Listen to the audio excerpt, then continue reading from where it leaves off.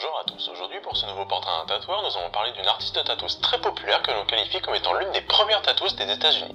Tout au long de sa vie, elle a exercé son art principalement dans des cirques et était reconnue pour son style de tatouage old school.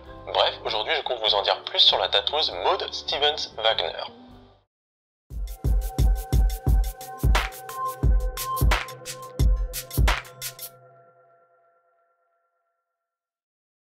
Née en février 1877 dans le Kansas et morte le 30 janvier 1961, Maud Stevens Wagner était avant toute chose une artiste de cirque.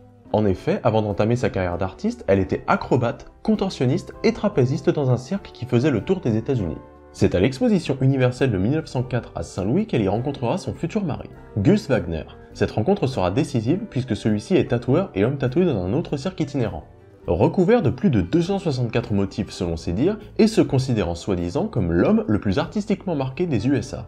Et comme vous l'avez sans doute déjà compris, c'est lui qui enseignera les bases du tatouage à sa femme, Maud. En effet, tombé sous le charme de Maud, Gus lui proposera de partir avec lui en tournée. Celle-ci acceptera à deux conditions, qu'il la tatoue et qu'il lui apprenne à tatouer. Elle deviendra par la suite son apprenti, sa muse et l'amour de sa vie, et ne se fera tatouer par personne d'autre que lui. Il ne faudra d'ailleurs pas longtemps pour qu'elle finisse recouverte de tatouages, plus particulièrement de tatouages d'animaux d'ailleurs, et rejoindra par ce biais une longue liste de femmes tatouées s'exposant dans des cirques. Maud par la suite décidera de se consacrer exclusivement au tatouage et ne fera plus de numéros de cirque. Cela dit, elle aide Gus à monter un numéro d'exhibition corporelle où tous deux peuvent transmettre et exprimer leur amour pour le tatouage. Après le show, il propose des séances de tatouage aux spectateurs, ceci ne manquant pas car le nom de Wagner à l'époque est très réputé. C'est un showman et un bon tatoueur. Lui et Maud sont spécialisés dans les motifs traditionnels américains typiques de cette époque, avec toute l'imagerie qui vient avec, les symboles militaires, les animaux, les symboles marins, etc. etc.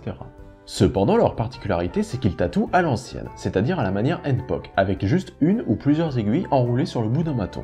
Typique car à cette époque, le dermographe commence à se répandre chez les tatoueurs, et rares sont ceux à encore utiliser l'ancienne méthode. Pendant de nombreuses années, ils tatoueront l'un et l'autre en parallèle de leur numéro de cirque. Mais comme on pouvait s'y attendre, de nombreux hommes étaient réticents à l'idée de se faire tatouer par une femme. À tel point que sur leur affiche de publicité, ils devront mettre uniquement le nom de Gus Wagner pendant un certain temps. Mais les gens voyant cette affiche, se rendant au show et souhaitant se faire tatouer, une fois devant Maud, ils ne peuvent que reconnaître la qualité de son travail et n'ont d'autre choix que de se laisser tatouer par elle. Il est certain que le couple a contribué à exporter le tatouage des villes portuaires jusqu'aux populations du centre des États-Unis, qui n'en avaient rarement entendu parler et encore moins vu de leurs propres yeux. Gus décédera en 1941 frappé par la foudre. Maud continuera cependant à tatouer en binôme avec leur fille, Loteva, à qui ils ont également appris à tatouer.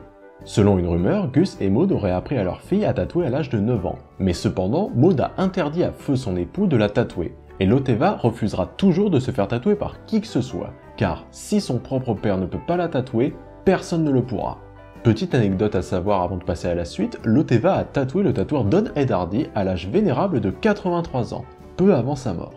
Maud décédera en 1961 en laissant derrière elle l'image de l'une des plus fameuses tatoueuses handpoke des États-Unis de sa génération, mais également l'image de la première tatoueuse des USA, ce qui, à n'en pas douter, a dû inspirer plus d'une artiste à prendre un dermographe pour se lancer. Bien que, histoire de démystifier tout cela, il existait déjà des femmes tatoueuses dans le passé, et aux États-Unis, il est très compliqué de définir quelle est la première femme à avoir pris un dermographe, au même titre qu'il est très compliqué de définir quelle est la première femme à s'être exhibée avec des tatouages. Mais cela dit, Maud reste une femme très importante pour l'histoire du tatouage, puisque c'est elle qui a ouvert la voie à de nombreux autres artistes féminines. Pour conclure, Maud est, à n'en pas douter, un personnage emblématique du milieu du tatouage. Elle a ouvert la voie à de nombreuses femmes et reste une inspiration pour bon nombre d'entre elles, et il laisse derrière elle l'image d'une pionnière, un peu malgré elle. Ce portrait d'un tatoueur est à présent terminé, donc quant à moi il ne me reste plus qu'à vous dire à bientôt pour une prochaine vidéo. Salut braves gens.